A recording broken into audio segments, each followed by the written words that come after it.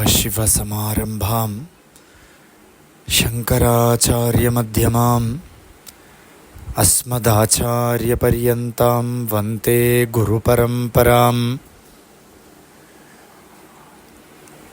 സകലനിഗമഗീതാം ബ്രഹ്മവിദ്യാം വിശുദ്ധാം നിജഗുരുരമണേഷ്ഠാം ശങ്കരാചാര്യകുഷ്ഠാം ദദതി കരുണയായേ പ്രൗഢഗംഭീരവാചാ രമണചരണതീർത്ഥാൻ ദേശികാൻ താൻ നമാമഃ. ഹൃദയകുഹരമധ്യേ കേവലം ബ്രഹ്മമാത്രം ഹി അഹമഹമിതി സാക്ഷാദാത്മരൂപേണ ഭാതി. ഹൃദി വിഷമനസാ സ്വം ചിൻവതാമജ്ജദാഭാ പവനചലനരോധാദാത്മനിഷ്ഠോ ഭവത്വം. ഹരി ഓം.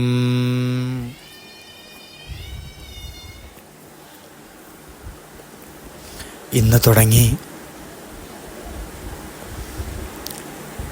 നിത്യവും മുടങ്ങാതെ ഒരു ജ്ഞാനവിചാരം നമ്മൾ ആരംഭിക്കുകയാണ്. ഭഗവാന്റെ അനുഗ്രഹം കൊണ്ടും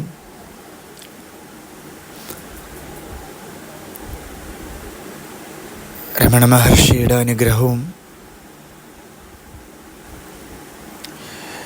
രമണചരണ തീർത്ഥസ്വാമിയുടെ അനുഗ്രഹത്തോടുകൂടി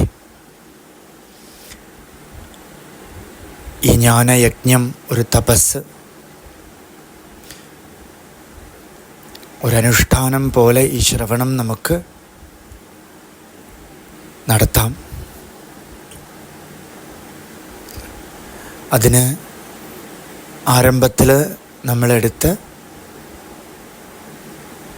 ഒരത്ഭുതമായ ഒരു കൃതി ഭഗവാൻ രമണ മഹർഷിയുടെ ഉപദേശസാരം.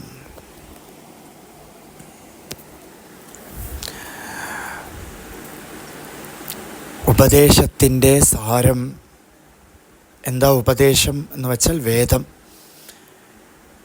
യേശ ആദേശഃ യേശ ഉപദേശഃ. വേദത്തിൻ്റെ സാരം, അതായത് വേദാന്തം എന്നർത്ഥം.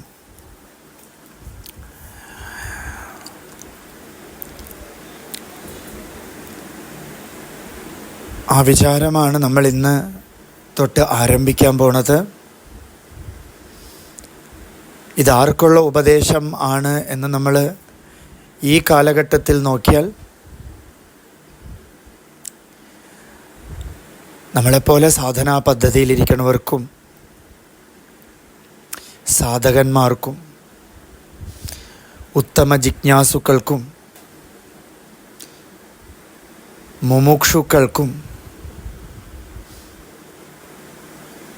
ഇത് വലിയൊരു വഴികാട്ടിയാണ്, ഒരു മാർഗദർശനമാണ്.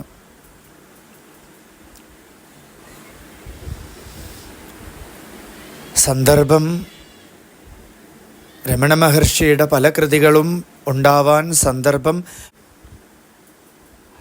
മഹർഷിയുടെ കൂടെ തന്നെ ഉണ്ടായിരുന്ന പലരും, ഇപ്പോൾ മുരുകനാർ സ്വാമി തന്നെ അയ്യേ അതിസുലഭം ആത്മവിദ്യയെ നൊയ്യാർ തമക്കും ഉള്ളം കയ്യാം അമലകക്കനി പൊയ്യായി ഒഴിയ മിക മെയ്യായി ഉള്ളത് ആത്മാ എന്ന് മാത്രം എഴുതിയിട്ട് ഭഗവാനെ എഴുതി കൊടുക്കൂ ഭഗവാനെ എന്ന് പറഞ്ഞിട്ട് കൊണ്ടു കൊടുത്തു. അപ്പോൾ ഭഗവാന്റെ ഉള്ളിൽ നിന്നും ധാരധാരയായിട്ട് ഉപദേശം ആകുന്ന പാട്ട്, അല്ലേ? ഭഗവാനാൽ പാടപ്പെട്ട പാട്ട്, ഉപദേശം. അതാണ് ഭഗവത്ഗീത പറയണത് നമ്മൾ. അതുപോലെ തന്നെ നമ്മളെ ഉയർത്താൻ തക്കതായിട്ടുള്ള ഉപദേശം, നിർദ്ദേശം ഭഗവാന്റെ ഭാഗത്ത് നിന്ന് വരണു. അതെല്ലാം നമ്മൾ സാധകർക്കും മുമുക്ഷുക്കൾക്കുമൊക്കെ ഒരു അനുഗ്രഹമാണ്, ഒരു കൃപാസാക്ഷാത്കാരമാണത്, സദ്ഗുരുവിൻ്റെ കൃപയാണത്. അപ്പോൾ മുരുകനാർ സ്വാമി ഈ ലോകത്തിലേക്ക് നോക്കിയപ്പോൾ ഈ ലോകം മുഴുവൻ കർമ്മടന്മാരായിട്ടിരിക്കണം.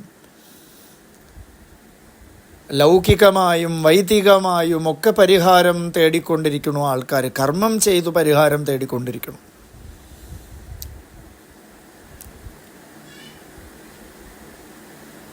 എല്ലായിടത്തും ഒരു നേരം കൂടെയും കുരുക്ഷേത്രം എന്ന് പറയുന്നത് പോലെ ചെയ്തുകൊണ്ടേയിരിക്കണം. ചെയ്യത്തിനൊരു കുറവുമില്ല, പക്ഷേ തൃപ്തിക്കോ അഭാവവുമുണ്ട്. എത്ര ചെയ്താലും തൃപ്തി കിട്ടണേയില്ല. അപ്പം എന്താ കാരണം എന്ന് നോക്കിയാൽ കർമ്മത്തിൻ്റെ സൂക്ഷ്മം നമ്മൾ പരിശോധിച്ചാൽ എന്തിനാ കർമ്മം ചെയ്യണത് എന്ന് വെച്ചാൽ കർമ്മത്തിൻ്റെ ഫലമായിട്ട് ഞാൻ സുഖത്തെ അനുഗമിച്ചുകൊണ്ടാണ് ഞാൻ കർമ്മം ചെയ്യണത്. പക്ഷേ കർമ്മം സുഖത്തെ അൾട്ടിമേറ്റ്ലി തരില്ല. ഇതിനൊരു ഉദാഹരണം രാമകൃഷ്ണദേവൻ്റെ ഒരു ചെറിയൊരു കഥ. ആ രാമകൃഷ്ണദേവൻ വളരെയധികം ഉപദേശം കഥയിലൂടെയൊക്കെ കൊടുത്തിട്ടുണ്ട്. ആ കഥ ആണ് ഓർമ്മ വരണത്. ഒരു മീൻപിടുത്തക്കാരൻ കടലിൻ്റെ തീരത്തിരുന്ന് ചൂണ്ടയിട്ട് മീനിനെ പിടിച്ചുകൊണ്ടിരിക്കുന്നു. അപ്പോൾ അദ്ദേഹത്തിൻ്റെ ചൂണ്ടയിൽ ഒരു മീൻ കൊത്തി. നോക്കിയപ്പോൾ അത്യാവശ്യം വലിപ്പമുള്ള ഒരു മീൻ. ഈ മീനിനെയുമായിട്ട് ഇദ്ദേഹം എന്ത് ചെയ്തു, ഒരു മരച്ചുവട്ടിൻ്റെ അവിടെ കൊണ്ട് തലവെച്ച് ഈ മീൻ വെച്ച് അങ്ങോട്ട് ഉറങ്ങി. ഇത് കണ്ടുകൊണ്ട് ഒരു സായിപ്പ് അവിടെ നിൽക്കുകയായിരുന്നു. അപ്പോൾ ഈ സായിപ്പ് എന്ത് ചെയ്തു, ഓടിപ്പോയി ഈ മീൻപിടുത്തക്കാരൻ്റെ അടുത്ത് പോയി ഇരുന്നിട്ട് അയാളെ ഉണർത്തി. എന്നിട്ട് പറഞ്ഞു, നിങ്ങളിപ്പോൾ മീൻ പിടിക്കാൻ വന്നിട്ടിപ്പോൾ ഒരു മീൻ മാത്രമല്ലേ പിടിച്ചുള്ളൂ എന്ന് പറഞ്ഞു. ഒരു മീൻ മാത്രമല്ലേ നിങ്ങൾ പിടിച്ചുള്ളൂ, എന്താ ഇപ്പം നിർത്തിക്കളഞ്ഞതെന്ന് ചോദിച്ചപ്പോൾ എനിക്കിതേ ആവശ്യമുള്ളൂ പറഞ്ഞു.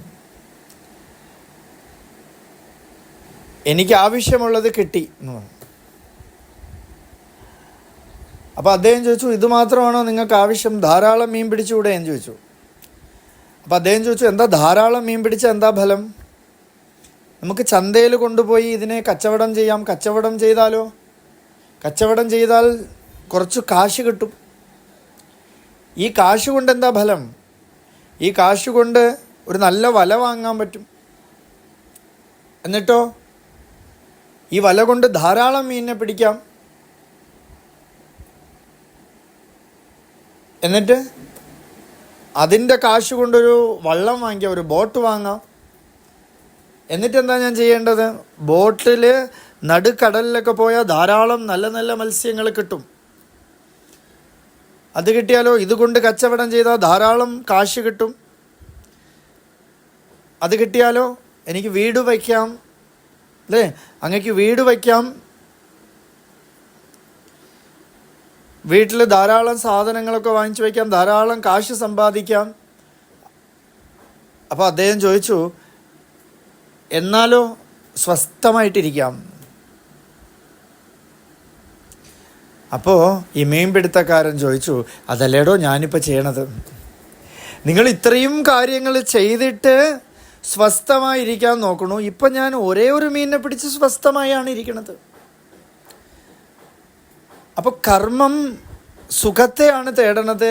കഷ്ടപ്പെട്ട് നേടേണ്ടതാണോ സുഖം എന്ന് നമ്മൾ നോക്കിയാൽ നിത്യനിരന്തരമായിട്ടുള്ള വിചാരത്തിൽ നമ്മൾ ഇരുന്നോളൂ. ഡെയിലി ഡെമോൺസ്ട്രേഷൻ ഒന്നും ചെയ്യാതെ സുഖം നമുക്കുണ്ട്. പ്രകൃതിയെ നമുക്ക് തരണു, ഡെയിലി ടീച്ചിങ് തരണുണ്ട്. പ്രകൃതി എന്താ? യാദേവി സർവഭൂതേഷു നിദ്രാരൂപേണ സംസ്ഥിതാം. നിദ്ര, നല്ല ഉറക്കത്തിൽ ഒന്നുമേ ഇല്ല. സ്വപ്നം കൂടെ എടുത്തോളൂ. സ്വപ്നത്തിൽ നല്ലൊരു സദ്യ കഴിക്കണതായിട്ട് എടുത്തോളൂ. ഒരു സദ്യയോ ഒരു പദാർത്ഥങ്ങളോ ഒരു കുക്കിങ്ങോ ഒരു ഗ്യാസ് ചിലവോ ഒന്നുമേ ഇല്ല. സുഖമായിട്ടിരുന്നിട്ട് സദ്യ ഉണ്ണാം. ഇല്ല, ഒന്നുമേ ഇല്ല. ഒന്നും ബാഹ്യമായിട്ടൊന്നും ചെയ്തില്ല. ഉള്ളിൽ എന്തൊക്കെയോ വേല ചെയ്ത് ഉള്ളിൽ വിഷപ്പടങ്ങണു. നമുക്ക് സ്വപ്നത്തിൽ ആ ക്യാരക്ടറിന് വിഷപ്പടങ്ങണു.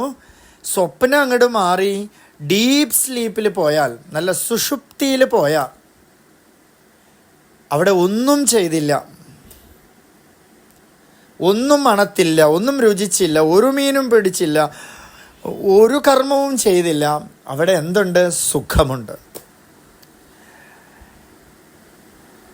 ആ ഒന്നും ചെയ്യാത്തടത്തേക്ക് നമുക്ക് പോകാനൊരു ഇൻട്രസ്റ്റ് കൂടെ ഉണ്ടല്ലേ. അതില്ലെങ്കിലാണ് ട്രാങ്കുലൈസറും ഒക്കെ കഴിക്കണത് നമ്മൾ, അല്ലേ. മനസ്സ് വിഷമിക്കുമ്പോൾ ട്രാങ്കുലൈസർ എന്ന് പറഞ്ഞ് കൊടുക്കും. ഇത് സ്ലീപ്പിംഗ് പിൽസ്.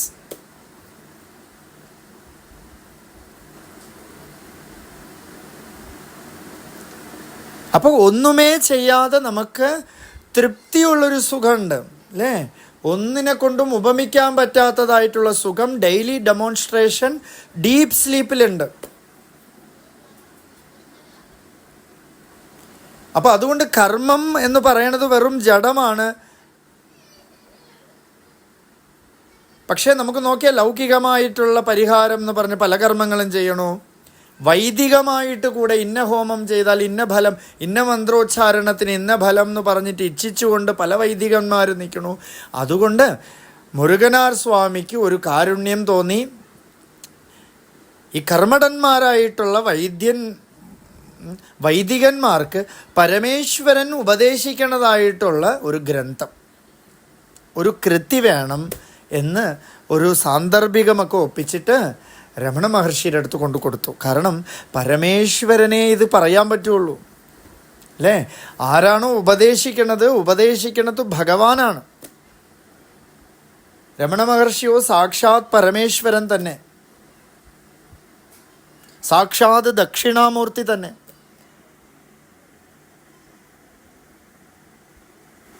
അതിനൊരു സന്ദർഭം ഞാൻ പറയാം. ഒരു നാൾ മുരുകനാർ സ്വാമി രമണ മഹർഷിയുടെ അടുത്ത് പറഞ്ഞു,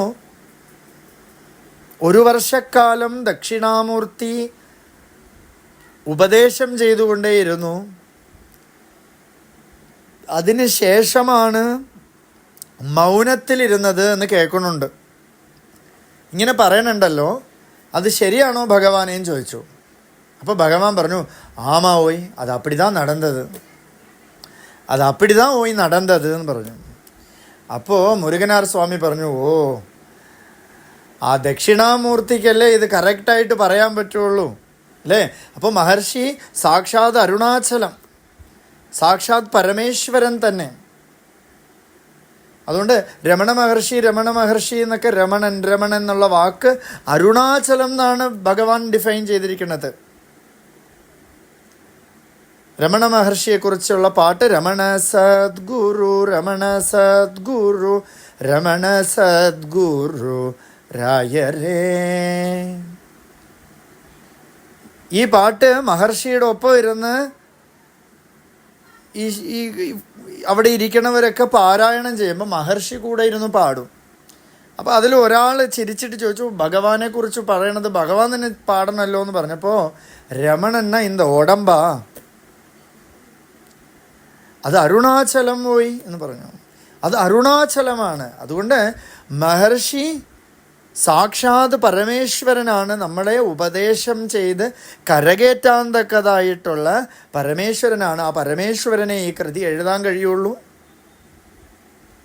അങ്ങനെ പരമേശ്വരനായിട്ടുള്ള രമണ മഹർഷി ഈ കൃതി ആരംഭിക്കലാണ്. കർമ്മം എന്നത് എന്താ, കർമ്മം ആരുടെ സ്വഭാവമാണ് എന്നാണ് മഹർഷി ഇതിലൂടെ ഉപദേശിക്കാൻ പോണത്. ആ മന്ത്രം ഒന്ന് പറഞ്ഞു വച്ചുകൊണ്ട് നമുക്ക് ഇന്നത്തെ ശ്രവണം ഇവിടെ പൂർണ്ണമാക്കാം. കർത്തുരാജ്ഞയാ പ്രാപ്യതേ ഫലം കർമ്മ കിം പരം കർമ്മ തജ്ജഡം. കർത്തുരാജ്ഞയാ പ്രാപ്യതേ ഫലം കർമ്മ കിം പരം കർമ്മ തജ്ജഡം.